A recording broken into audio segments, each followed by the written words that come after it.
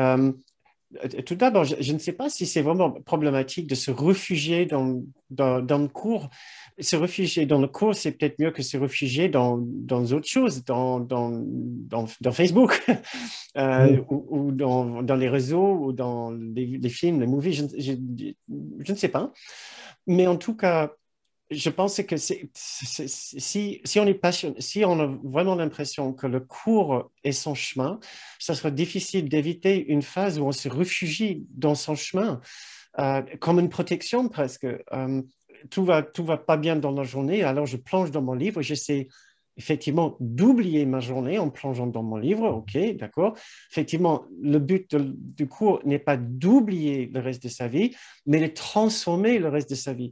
Mais si dans un premier temps, nous le lisons presque comme un roman, pour échapper à la réalité autour de nous, ben, soit au moins on lit un bon roman. Si par la suite on arrive à faire évoluer notre rapport avec le cours, et c'est effectivement ce que Kenneth a passé sa vie à essayer de nous aider à faire, il a dit l'objectif du cours n'est pas d'apprendre le cours, c'est de pouvoir le mettre de côté, c'est de pouvoir apprendre tellement de cette profonde spiritualité, de cet espace intérieur que nous n'avons plus besoin du support par la suite. Le but n'est pas de rester un étudiant de cours toute sa vie. Comme, comme Jésus nous dit dans le cours, un enseignant veut que son travail soit terminé à un moment. Il ne veut pas être l'enseignant des élèves toute sa vie. À un moment, il faut que l'élève vole de ses propres ailes. Euh, mais il y a une période où nous sommes dépendants du cours. Je pense qu'il n'y a aucun problème tant que nous reconnaissons que c'est juste une étape. Une partie de cette dépendance peut être un peu ce que tu dis, une façon de, bon, utiliser le cours, pas forcément pour ce pour lequel il est destiné, c'est-à-dire de nous essayer de nous sentir un peu bien quand on sait qu'on a été un peu dans l'ego. Le cours nous dit aussi un passage, que j'ai très envie de le retrouver, mais j'arrive pas à le retrouver pour le moment, mais c'est très parlant. Il nous dit, vous avez l'habitude, tu as l'habitude de revenir au cours uniquement quand ça va particulièrement mal et quand tu te sens coupable, comme Mhm. pour reprendre une petite couche d'innocence et de sainteté, et allez, hop, je reprends la vie, et je fais mes petites bêtises, je retourne dans l'ego jusqu'à ce que tout s'écroule autour de moi. Et là, après, je reviens en pleurant, papa, aide-moi s'il te plaît. Et papa me rassure, il me tape sur l'épaule, il dit bah, tout va bien, t'inquiète pas, je t'aime. Et après, on ressort encore dans le monde de l'ego et on fait sa petite vie d'ego encore jusqu'à ce que ça se reproduise. Il nous dit non, et à un moment ou autre, il faut que tu veuilles que cela soit ta seule et unique réalité et vérité. Il faut que tu prennes ça plus au sérieux.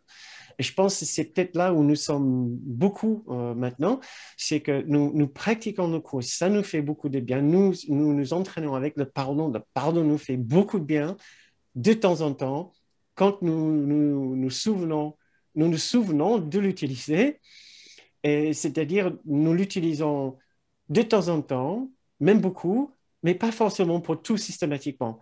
Et nous laissons filer une petite pensée de jugement ici, une petite pensée d'attaque, un petit moment de tristesse, un petit instant de culpabilité. Et bon, ma vie un peu, je navigue un petit peu entre les courants de l'ego et les courants de l'esprit faux et les courants de l'esprit juste. C'est un peu là où nous sommes un bon nombre d'étudiants. Mais toute l'idée, c'est justement de prendre l'habitude, et tellement l'habitude de cette bel état de paix intérieure, ce sentiment de joie et de liberté. Ce que j'essaie de vous communiquer dans ces séances, c'est le sentiment d'innocence et de liberté que cela nous procure une vraie expérience de notre innocence, de profonde innocence universelle, hein, l'innocence partagée, bien sûr, que nous n'allons plus vouloir nous en passer par la suite. Nous n'allons plus vouloir passer un instant qui n'est pas dans cette liberté intérieure, dans cette joie.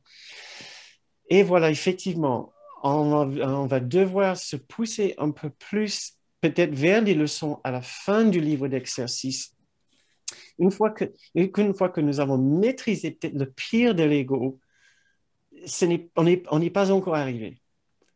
Et nous sommes souvent en train d'utiliser le cours juste pour traiter le pire de nos égos, mais pas encore pour vraiment remplir notre conscience tout entière de la présence de cet amour et de cette perfection, de ce que nous sommes en réalité. Nous ne sommes pas encore en train de l'utiliser pour nous intégrer à nouveau dans l'esprit du Christ, dans cet autre esprit que nous sommes en réalité.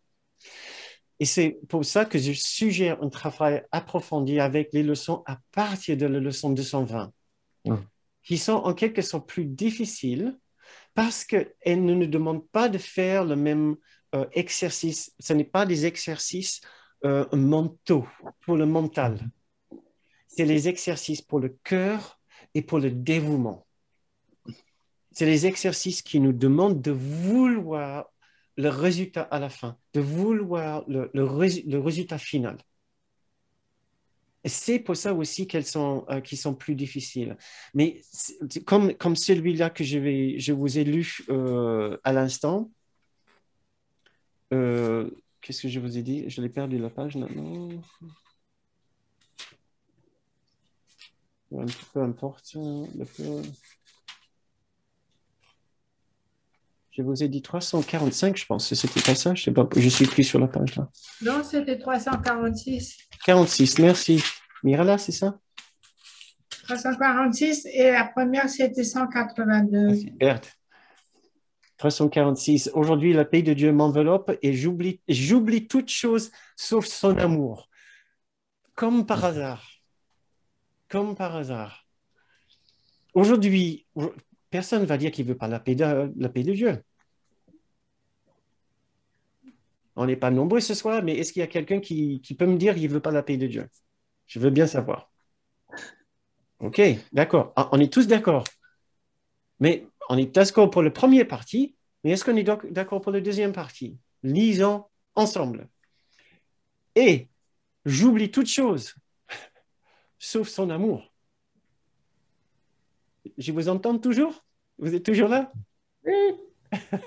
Oui. D'accord. Non, mais c'est intéressant, c'est vraiment curieux. C'est là où la première partie, en fait, quand ça va pas bien. Oh, s'il te plaît, Dieu, j'ai besoin de ton amour, j'ai besoin de l'amour de Dieu. Ah, merci. Ah, tout va bien, tout va mieux. Oui, mais en fait, oui, ton amour, merci beaucoup, c'est bien, mais en fait, je suis sur un bon plan. Tu ne veux pas savoir. Je te raconterai un autre moment parce que je suis pressé. Et voilà, j'ai vraiment des choses à faire. Je reviens vers toi quand j'ai vraiment besoin. Mais il y a un travail monstrueux que je veux postuler et j'ai une bonne chance de l'avoir. Et là, je ne te dis pas l'argent que je vais y avoir, les opportunités, les voyages et tous les rencontres que je vais faire. Donc, qui n'est pas séduit par les choses dans ce monde? Oui. Qui n'est pas séduit encore par les choses de ce monde? Alors, c'est là où nous sommes. Donc, c'est peut-être intéressant. J'ai choisi cette leçon qui parle vraiment, qui parle de cette difficulté que nous avons de vouloir entièrement le but du cours, mais pas juste de ce cours, mais de toute spiritualité. Je veux la paix de Dieu. Le cours n'est certainement pas la seule spiritualité à présenter ça comme l'objectif. Mais loin de ça. Ouais. Donc, nous sommes tous dans la même configuration. Combien d'entre nous, chercheurs avec un cours miracle, chercheurs avec une autre spiritualité, qui ne veulent que l'amour de Dieu, que la paix de Dieu? Qu'est-ce qui nous tente? Qu'est-ce qui nous empêche de vouloir que ça? Alors, nous avons encore un chemin à faire.